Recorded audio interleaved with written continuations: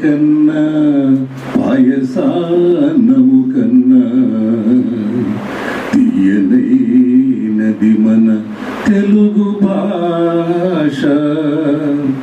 పంచదారల కన్నా పనస తొనల కన్నా తీయనైనది మన తెలుగు భాష. జుంటి తేనియ కన్నా జున్ను ముక్కల కన్నా తీయనైనది మన తెలుగు భాష. తీయ మామిడి కన్నా తీపులన్నిటి కన్నా తీయనైనది మన తెలుగు భాష.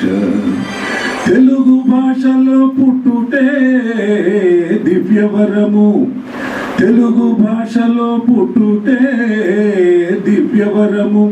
పూజ్య భావము తను వెల్ల పులకరింప, తెలుగు తల్లిని ఎదలోన తలచుకుంచు అంజలింతము రండి ఓ అమ్మలారా, అంజలింతము రండి ఓ